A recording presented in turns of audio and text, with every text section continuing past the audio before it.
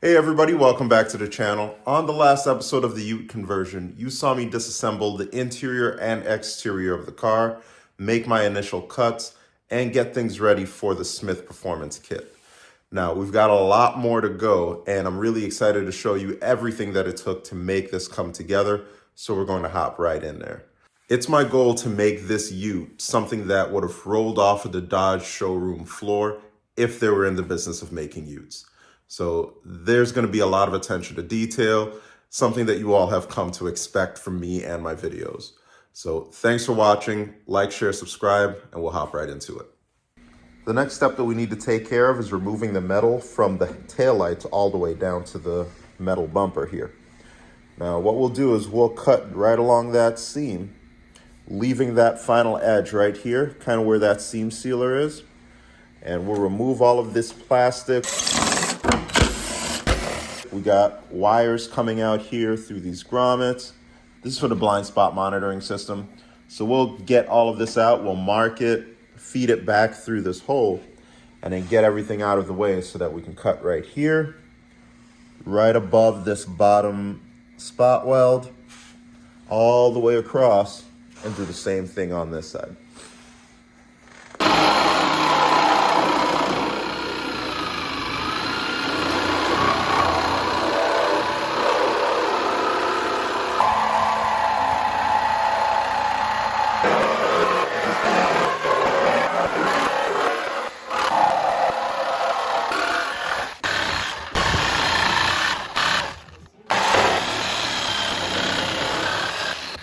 And once you trim away everything like you're supposed to, you can finally fit a bedside on here. Now there's a locating screw at this rear seat belt right here that lets you know that it's sitting down and it's shifted right in the right place. As you can see, I had to cut even closer to this rectangle, cut very close right along here, and cut the rest of this L-shaped bracket that came up for this rear deck area. Now there was also some additional metal that came in right here and then tied into this side, but it was pushing this wall way too forward. So I had to trim that back.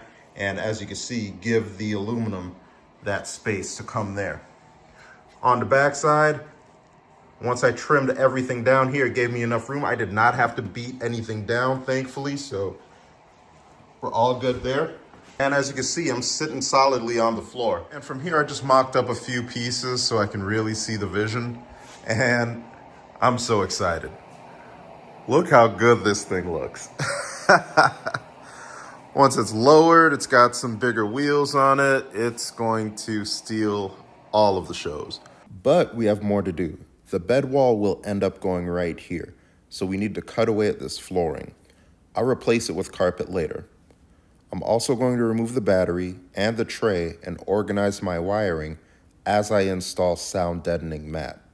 It's not required, but we are removing insulation, and I'd like to keep that while keeping road noise down.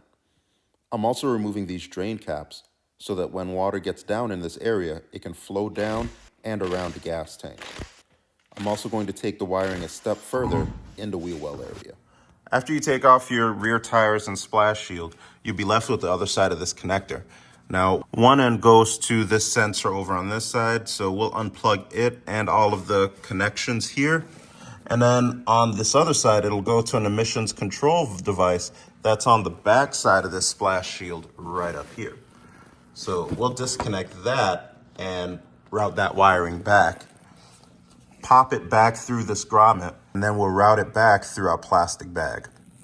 Alternatively, you can cut all of the wires from the inside of the car, fish it through the bag, and then reconnect them. That'll work as well, but this is a cleaner installation and we're not breaking wires. Here's what it looks like all disconnected.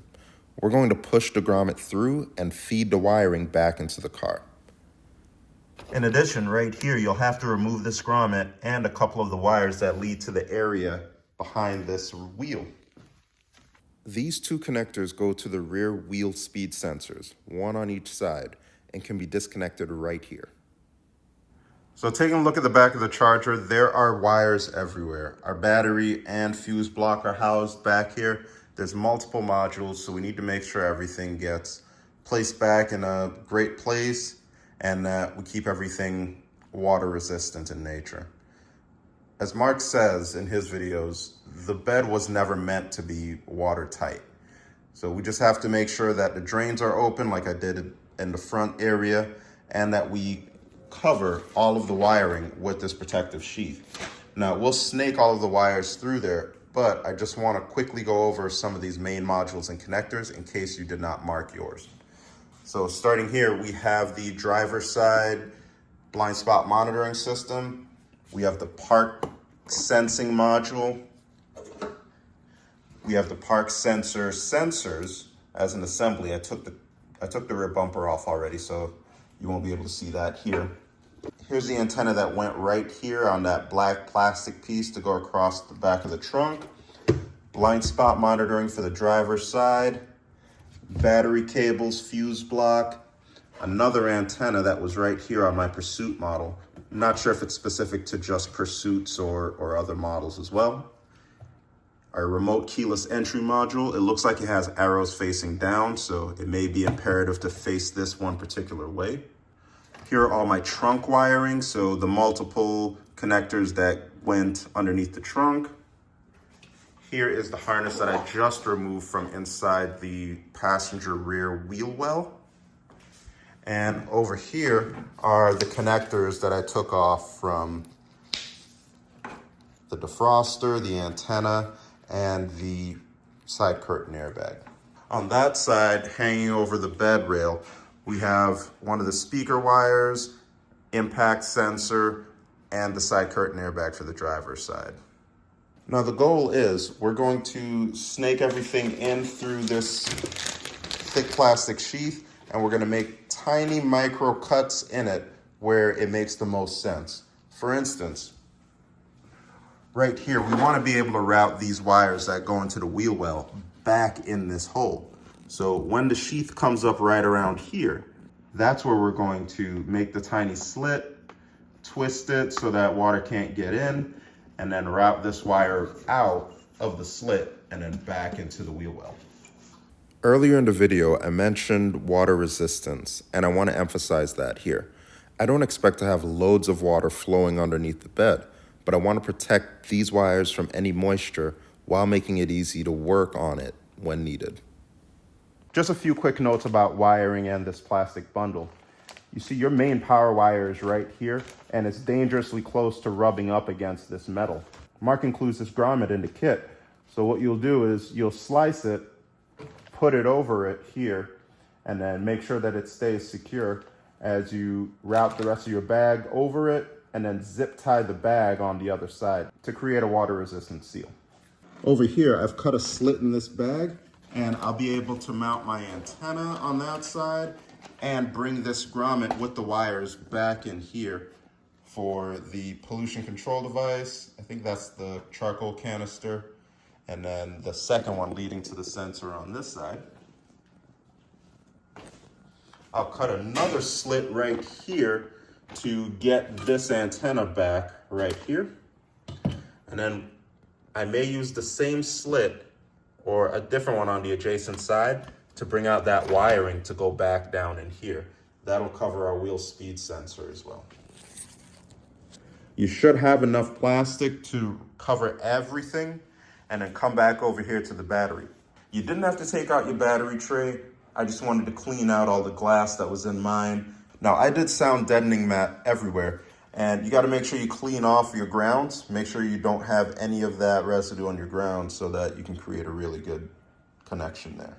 The rest of this wiring stays exposed, and we'll make sure we find out a water-resistant way to keep these modules safe.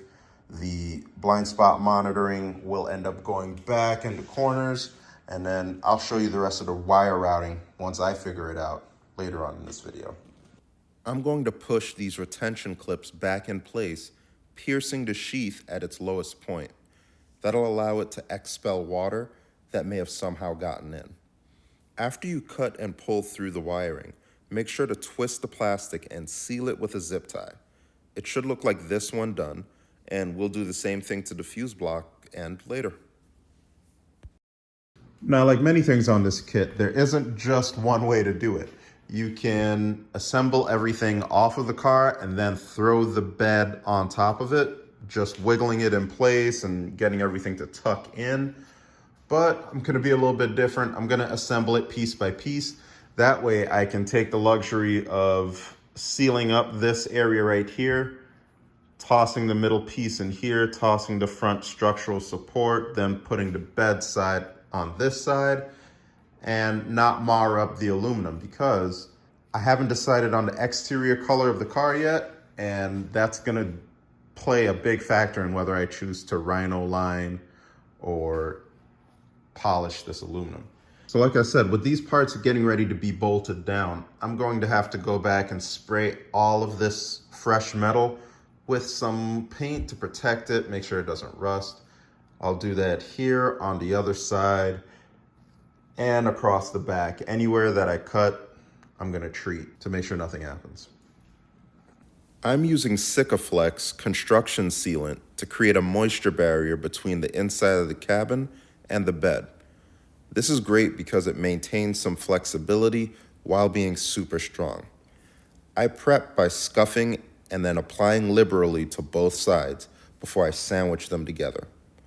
I ended up using a grommet on the driver's side wiring bundle and sealed both harnesses, completing our first layer of water intrusion protection. So next up is foaming the vehicle, and we've got some supplies here that I'll roll through. The area that we're going to concentrate on are those side pockets right where the rear door ends. We have two areas where we do have drains. You can see right here as well. And that's going to be great, but we want to remove the possibility of water getting into the cabin as much as possible. So that's why we've sealed this entire area.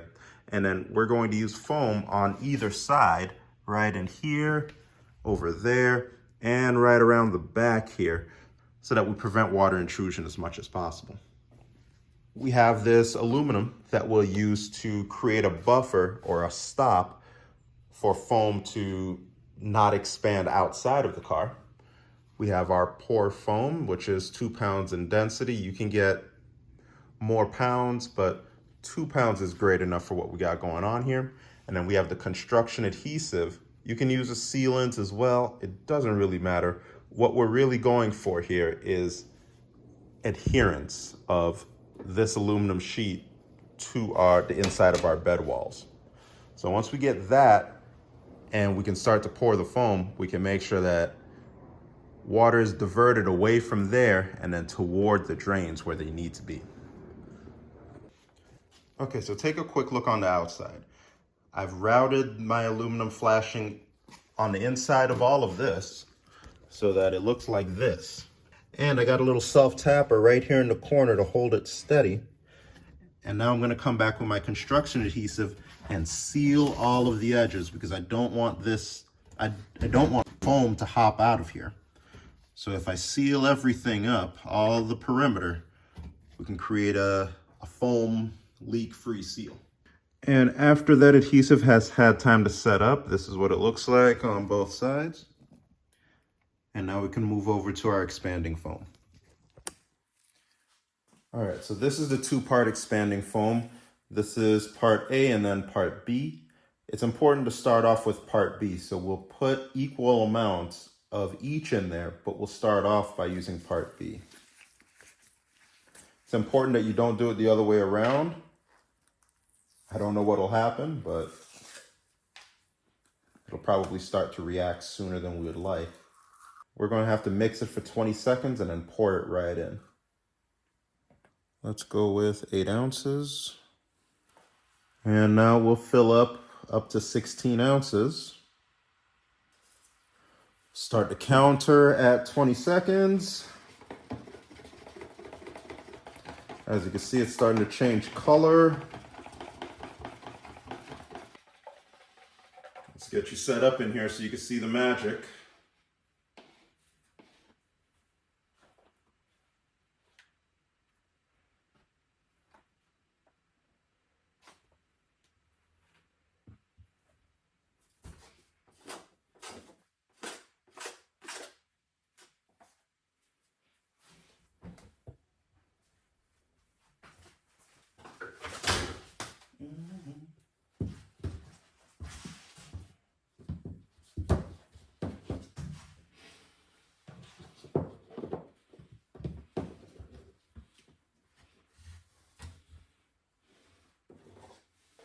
After a while, everything starts to get warm.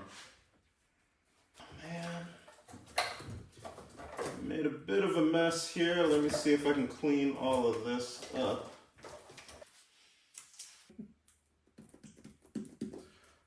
That is so cool. And it's really warm to the touch. I'll mix up one more batch so we can do the rest of here and that little corner over there. I'm pretty happy with this side. I may pour a little bit more right here, but maybe right in here too. But yeah, this is looking good.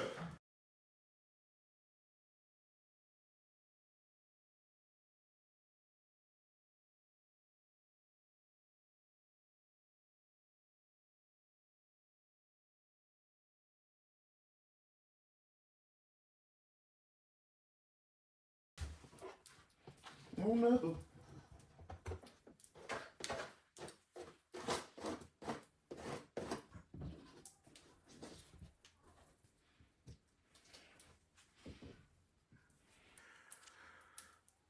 It's so crazy to hear the snap, crackling pop of foam, but hey, it's working.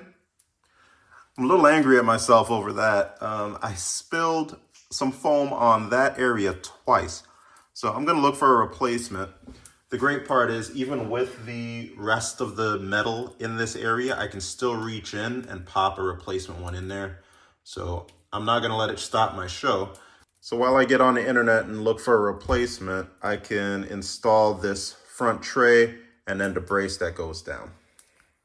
All right, so the next thing up is installing this brace to the front floor, and we'll just line everything up, make sure it's all good. In order to cut down on squeaks and rattles, I want to put a quick bead of either sealer or adhesive down right in here, just to mate between these two pieces, and then we'll come back and bolt everything together.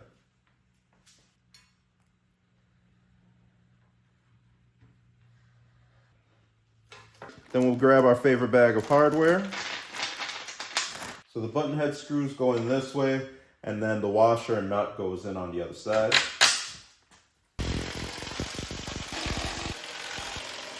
Now let's get it to fit right in here. Yeah, as long as you come in diagonally, there's just enough room to squeeze it in here.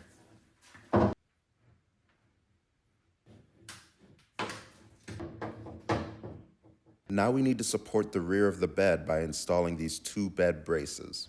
The larger lateral support goes right here, just shy of the taillights, and then the shorter one goes right here.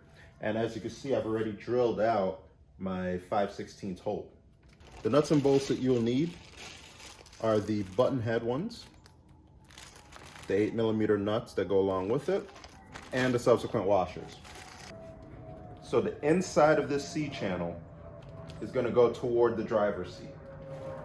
And for this, we want button heads on the inside, washers and nuts on the outside.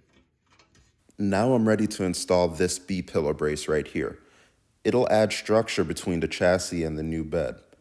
I used self-tapper screws to align the panels together and DeWalt drill bits from Lowe's, and they worked really well at cutting through the multiple layers of metal. And now I've gotten 26 holes drilled out 3/16 of an inch, and now I'm ready to put on my B-pillar. Let me show you what we've got in the way of tools. So to start off, I went to Amazon and picked up this cordless impact rivet gun, and it's perfect for what we need to do. It already has the 3/16 of an inch tip, which will work perfectly with the rivets that are supplied in the Smyth kit. Also, I've gotten 3M panel bond adhesive with the gun. It comes with tips as well. We're gonna use panel bond between the B-pillar and the brace so we can get a really tight connection, and then we'll come on top of the panel bond with seam sealer to make sure that no moisture can get in.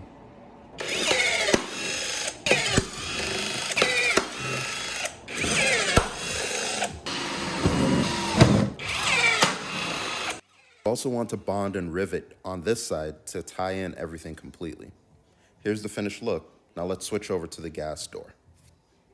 All right, so I am outside with the driver's side bedside. Say that 5 times fast.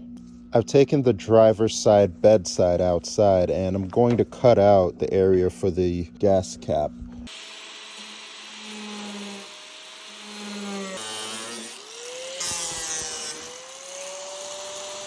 All right, so we're back inside. Next thing up is to drill a 1 3/8 of an inch hole right here. That way we can get our fuel actuator wiring and emergency release cable right through here.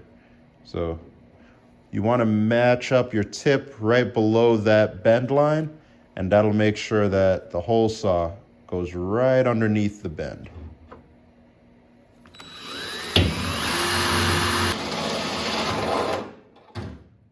And here's what everything looks like once it's snapped back in place. We just need to mount our door right on top, and then the override cable goes on the back side of the bed, right above the inner wheel arch.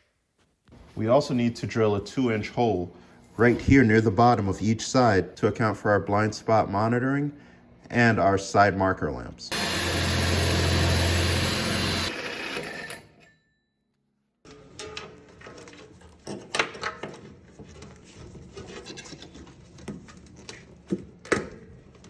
The inner fenders are where the ute really comes together and starts to take shape.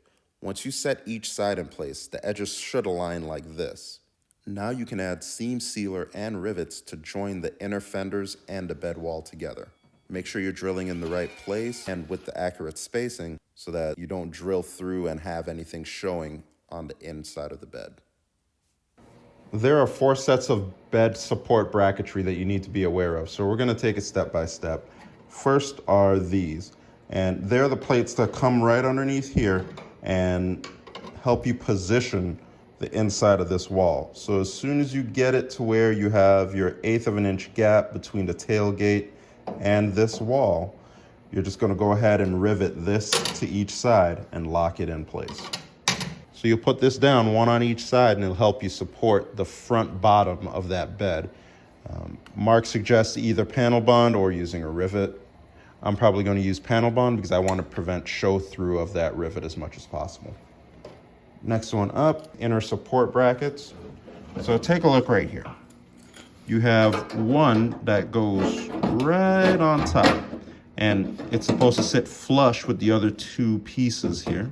And then we'll come back with a support bracket underneath it. We'll rivet 1, 2, 3, maybe 4 and 5, just to make sure everything is flush, and you'll do that on both sides. The next step up are these retention plates, and if you look right here, this has a lot of flex. But when you put this underneath here and you rivet these down, then you have something firm. So I'm gonna do 3 holes right in here, and it'll turn out just like this. Now I put a layer of silicone sealant on each contact surface, and that's not for water blockage, that's more for sound insulation. I want to prevent the sound of aluminum rubbing together because it sounds exactly like what you think it sounds like. Horrible. All right, now it's time to install this L-shaped bracket, and this is awesome because it goes right onto the door hinge bolts that were right here, and it helps give the perfect shape so you can line up your body lines between the door and the quarter panel. It's really, really neat. So we'll get it zipped in and get everything lined up. Another new addition to the kit would be this support brace. Mark has included this for the 15 to 20 chargers. Really nice addition. I'm just going to go ahead and rivet through here, bond, and then seal the same way I did over here. Should go just like this, and this sits on top of the bedside as well. So the bedside will slide right underneath here. Let's talk bed bracing. There are 2 lateral supports that go across the bed that aren't bolted in at this point. And we need these 8 brackets, 4 spacers, and 4 bolts and nuts to be able to secure those in there. Now, you're going to have it go like this. Your spacer is going to go inside that C channel, and then your L-shaped brackets are going to go on either side of that. You're going to drill your hole right through the middle and then bring it in with this and the nut as well. You can rivet down in the bottom here, just 2 rivets, panel bond, or a combination of both. I'm going to do a combination of both and secure all of these to it. In the kit, you have to be careful because 2 of these L-shaped brackets are 90 degrees, 2 others are less than 90. And that applies to these large ones and the small ones. So one trick that I use, I just try to put it on a level surface, and if it falls, then that lets me know that these are probably the less than 90 ones, and then these are the 90 degree ones. So I have my rear bumper off and I'm getting ready to cut out the pieces of it that I need. It sucks to cut up a perfectly good rear bumper, but you kind of got to do what you got to do, especially when you're at this stage in the game. So what I'll do is I'll cut right along here and then right along here. And we're going to use these 2 pieces as, well, we're going to use this piece as a backing plate for the fiberglass piece that goes on top of the truck bed. So we'll pop this out and then we'll use panel bond along here and here to get everything fixed into place.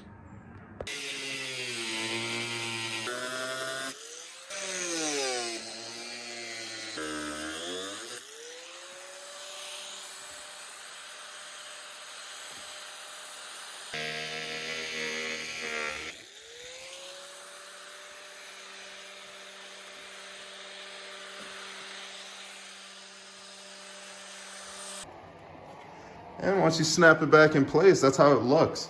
Exactly the way it's supposed to. And then we can snap that back in there. And now you have the perfect edge where you can bolt back up the inner fender liner.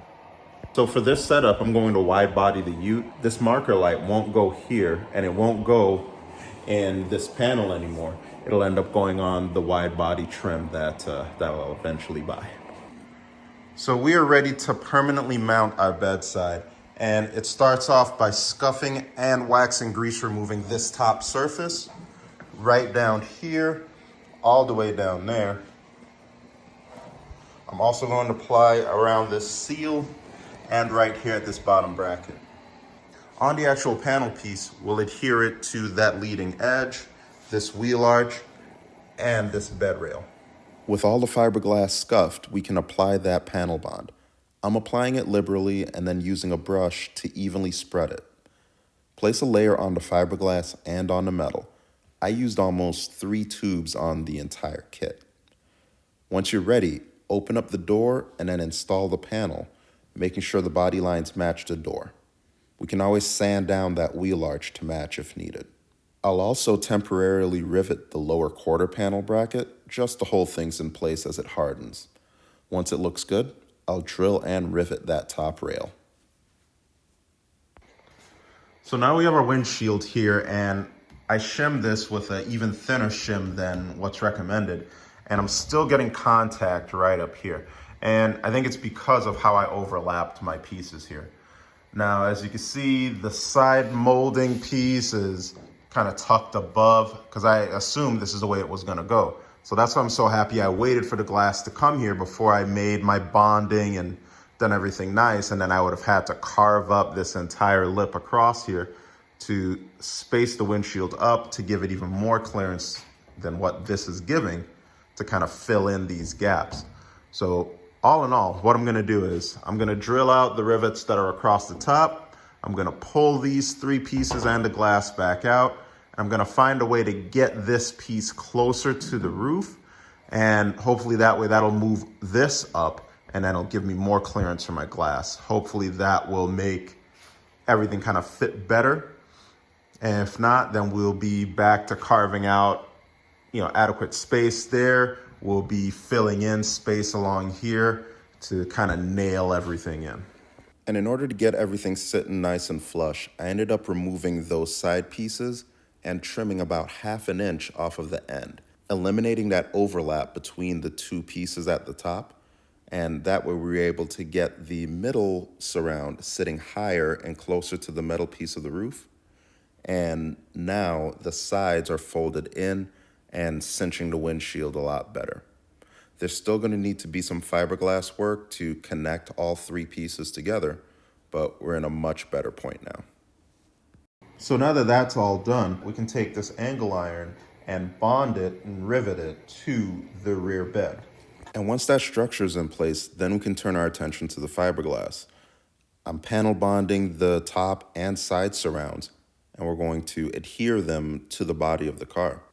I'm putting a couple rivets in place just to hold things steady because we're kind of managing a lot. And on the driver's side, I had to cut down just a little bit more of that flange just to get things to fit in perfectly. Okay, so right now, I've got this piece loose. I've got this piece held in with one rivet, and I've got no rivets on that far side. And what I want to do is I want to set the glass in, see how close these three pieces are before I lock everything in place. I have hash marks set up all around the surround, but there's no replacement for actually setting the glass in because something may have tweaked, something may have changed. This bottom support may have shifted, and we need to be able to account for all of that. And with only one rivet in, I can easily drill it out and retweak things in order to make everything in line. So let's get the glass over here and see what we get.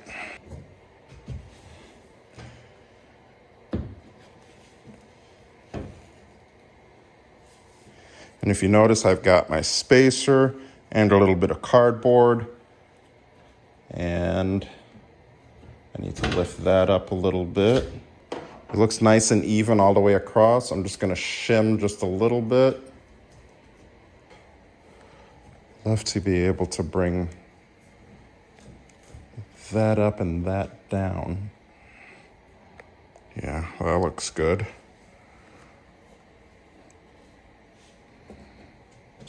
I like that right there. Just want a little bit of space here. And then I know I just need to fill in this radius and the same thing on the other side because I can't push this in anymore.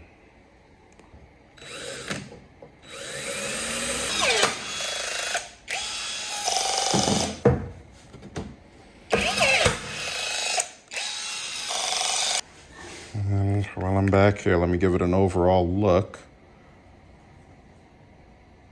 I love this. That third brake light and the Smyth logo, that all lines up perfectly. I have a consistent gap across the top. Everything looks straight.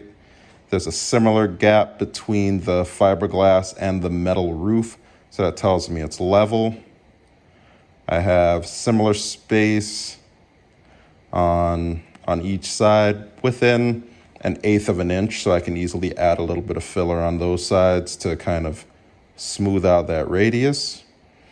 And then I can add in fiberglass mat toward the tops so I can kind of fill it and strengthen those corners.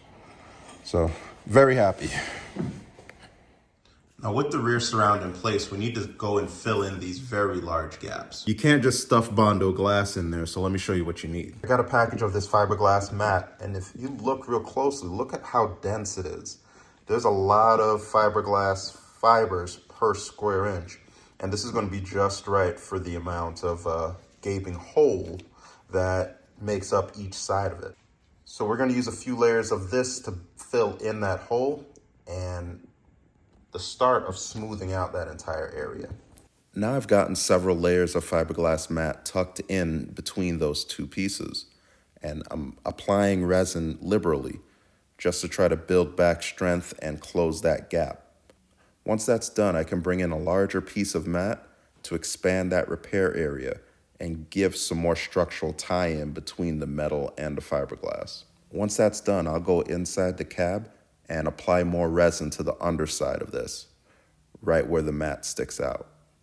And after both sides are done, we can start to apply across that entire seam, building it up with about 4 or 5 layers of fiberglass cloth this time, and really dial in that arch. Now, some random things that we need to incorporate into the car. The vent system.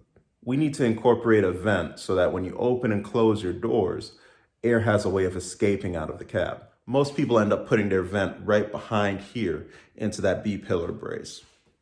I'll end up doing that off camera once I find my vent. Not sure where I put it, but I may have to order a replacement. For taillights, there are several tutorials in the Smyth support channel and in the manual that shows you how to wire up those things.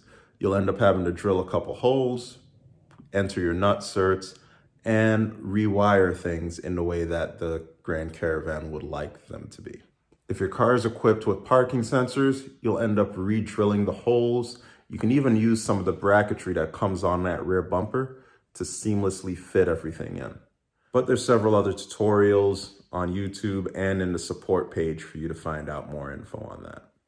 For the backup camera, some people are using aftermarket head units with a new rear camera, and some people are incorporating the stock camera in a different location. The rest is really up to you. I'm gonna end up using mine in the tailgate. I'll probably show you that in the next episode. And once you've bonded the entire quarter panel on both sides, you can come back and bond these rail caps on. There won't be any fasteners showing on this. Purely a panel bond effort. Mark includes nut certs and bolts so that you can drill holes into your bed floor and then fasten them. I'm gonna go with either a linear actuator or a gas shock to lift and bottom out those. So I won't be able to cover that in this episode, but there'll be a whole episode dedicated to the custom pieces that I'm incorporating into the kit. So more on that to come soon. Now I know this is a 45 to 60 minute video. You're probably wondering what type of time scale this took. And I'd say it took me maybe a couple of months to do this on weekends and evenings. 40 to 60 hours will get you pretty far in this.